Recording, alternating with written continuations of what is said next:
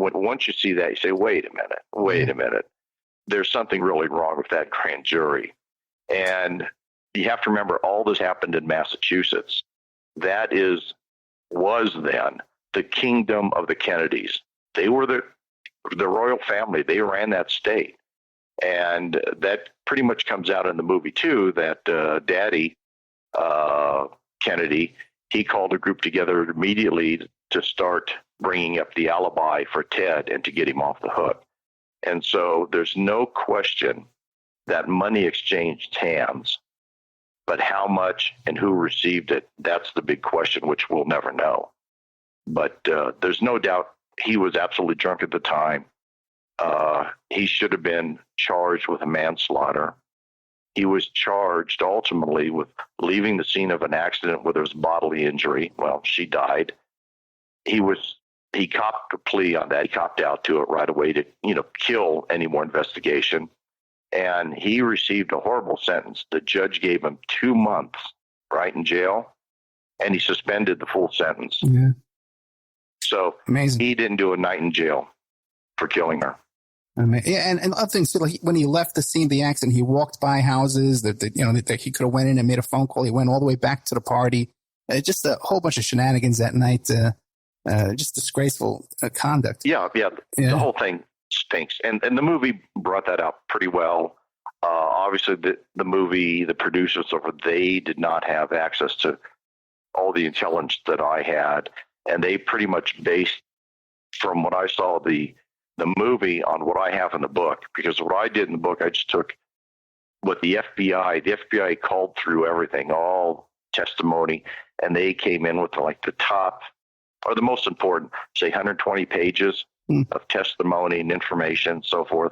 And that's what I have in the book, is the FBI's final conclusion. But once again, they didn't say, Teddy was drunk or anything, but you bring in the testimony of him, and his testimony's in the book, and you look at it and you go, oh my God, this guy is it's completely scripted, and he's completely lying about everything. So what you have in the book is a grand jury testimony transcript and all these other documents. Some of it I've seen because you sent it to me. Some amazing stuff. Like E. Howard Hunt was down. Describe the whole thing. What happened? Nixon sends a whole bunch of thugs and plumbers and PIs and CIA guys down there to start spying on everything and seeing what's going on. Describe what happened. Yeah, well, right after it happened. Well, you know what? Before you get started, maybe this would be a good time to take a commercial break. We're with Mike Rothmiller, retired LAPD detective, retired. The book is Chappaquiddick, The Killing of Mary Jo Kopechne.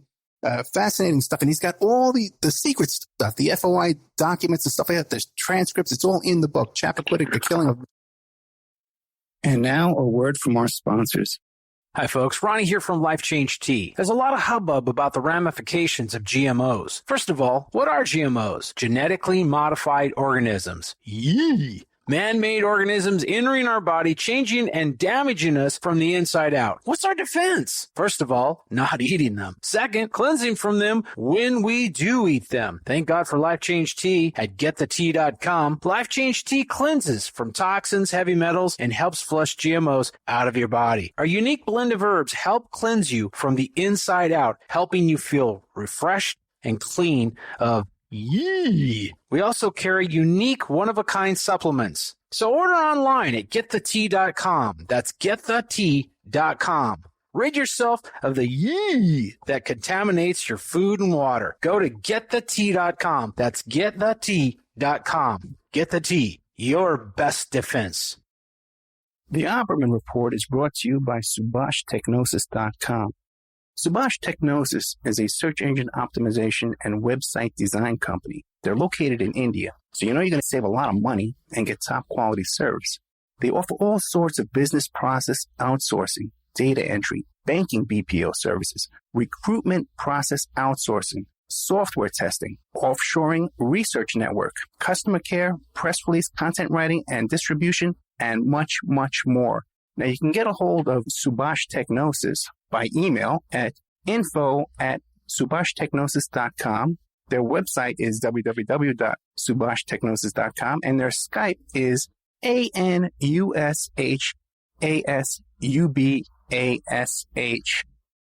WPR rebuttal. covering the sides of the story missed by Wisconsin Public Radio, bringing you narratives the UW System Board of Regents won't allow, shedding light on perspectives the owners of WPR don't want you to hear. Every Thursday at 12:30 Central Time, WPR Rebuttal is your destination for grassroots journalism in Sauk County and beyond. Our host, Senator JPO, provides insightful analysis into stories that are only superficially covered by mainstream press. A recent inventory of topics includes college graduate underemployment, yellow journalism in the media, and favoritism in the public sector hiring process. Get your WPR Rebuttal fix Thursdays at 12:30 Central Time. We all have questions. Did he do it or did he not? We all have opinions, but do we really know the truth? New evidence will now be presented and the ultimate answers will be revealed in the explosive documentary, Serpents Rising. Inspired by the bestseller Double Cross for Blood, an independent investigation of the trial of the century, the lies, the myths, and the concealed evidence. Don't miss Serpents Rising. This excellent documentary film is available at Serpents Rising at Vimeo Videos on demand. Watch it for $1.99. Okay, welcome back to the Opperman Report. We're here today with Mike Rothmiller, former LAPD Intelligence Division, Chappaquiddick, the killing of Mary Jo Kopechne. So, Mike, what'd you find in your FOA, FBI documents? Well, it found a lot of interesting information regarding Ted Kennedy. And also some of it came out of the Nixon Library and also out of the National Archives.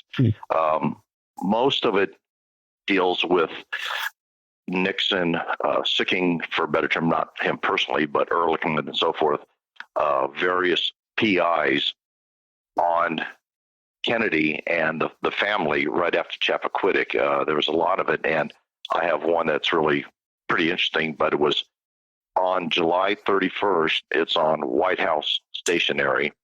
It was for John Ehrlichman from Jack Caulfield, and it talks about their PI who's up there in Chappaquiddick following Robert Kennedy Jr. around, and he was seen as driving two elderly persons in a vehicle, and their movements were very discreet, it said. And Robert Kennedy Jr. was off in the distance trying to observe the car that was covered in a tarp and so forth. And he was staying at a very fashionable house up there. But it said, this is kind of interesting, says a little side, says he apparently has all the Kennedy instincts, including an eye for pretty girls. So this PI wrote, and this is going to Nixon, which is pretty interesting. And then it's fascinating that even in a crisis, they're still chasing tail, these guys. Yeah, exactly. Nothing slows them down. It is. It's pretty funny. And then there's also a movement from the Progressive Labor Movement, who was at that time a left-wing extremist group.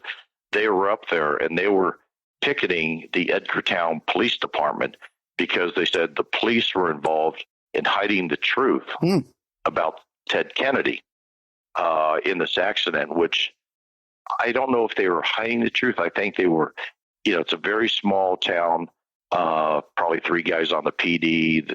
Who knows how much training they have, but at that time, probably the chief did not dare say anything against the Kennedys. He is probably terrified of them. Yeah. And then what's interesting, they have a former New York City detective named Jim King, who was a bodyguard for Bobby Kennedy for a long time.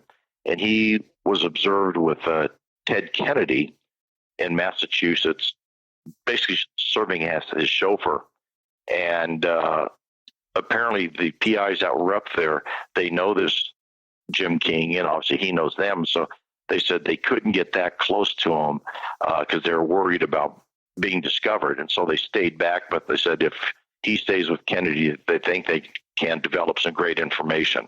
And they wouldn't put it in writing, said they will see them in person and give it to him. So no telling what that information was, but there's just loads of information like that out there. And especially when you get into, which I did, into Nixon's tapes, as you know, he taped everything. And it's pretty interesting the conversations regarding Ted Kennedy and Chappaquiddick, so forth, that Nixon had with Kissinger. And he's talking about this. Well, I have it here. I can quote it to you. Nixon says to Kissinger, says, "What the hell is the matter with Teddy? It isn't a question. I mean, I don't think it's a sex business. I think his problem, meaning his lack of discretion. Don't you think it's his booze? He can't resist booze." And Kissinger makes says, "Yeah, I think that's part of it. You know, he's an alcoholic, and he drinks a lot. Then he starts chasing women, and he gets away with it, as did all the Kennedys when you come down to it. But then they were talking about having, also regarding this, is having the IRS jump on Kennedy to see what they can uncover. And this was Nixon and Ehrlichman were talking about this. And they also were interested at this one time. Kennedy flew to Pakistan for some reason. Nobody knew what it was for, but he went there. He stopped in Hawaii, and they had some PIs over there following him around. He's in Hawaii to see what young ladies he would try to hook up with and so forth. And it goes on that Nixon said Ted was a son of a bitch, and that they need to get some sort of insurance to protect him. And so they were talking about, well, what do you mean? And this was regarding Ted Kennedy running for office against Nixon. And he said, well, you know, he's got to buy some insurance. Then after the election, if he doesn't get a goddamn thing, if he gets shot, it's too damn bad. So Nixon was even kind of expecting, which a lot of people, that if Teddy ran, he would be shot. And Nixon is just saying, well, you know, that's fine with him. But then it gets down to another point where they're talking about assigning Secret Service agents to guard Ted Kennedy during his election process. And Ehrlichman and Nixon are conspiring that they want to place at least 2 or 3 Secret Service agents who are basically in the pockets of Nixon and Ehrlichman on his protective detail, so they could secretly report back everything that Kennedy is doing, whether it's going to an apartment or to a hotel or whatever, but they want to know every move he makes. Now, that I don't think is probably too different from every president, that they try to do that. Okay. But this was Teddy. They knew he'd eventually fall off the wagon. And the one thing that is very interesting that isn't in any federal archives, but was within LAPD intelligence, is that, as I mentioned earlier, that Nixon ordered wiretaps on Ted Kennedy at the time.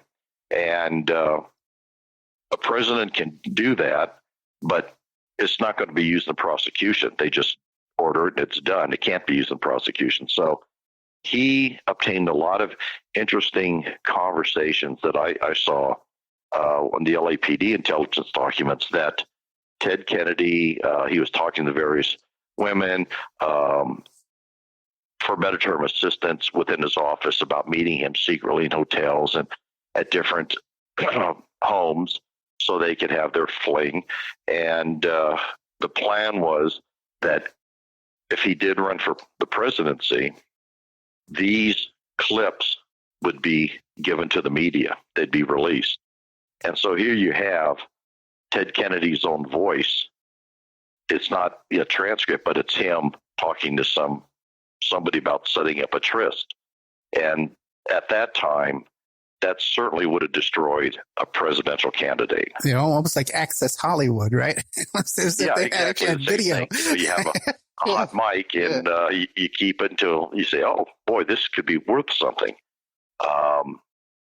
But they were also going after Teddy's wife because she had an alcohol problem and a drug problem, and they were really looking at, for a better term, smearing her in a sense that she came to the White House and she was wearing hot pants and a body stocking that was skin tone. And when you'd see her from a distance, she looked like she was naked. And so they were talking about that. Wait, she went to the Nixon house? Went to the Nixon house?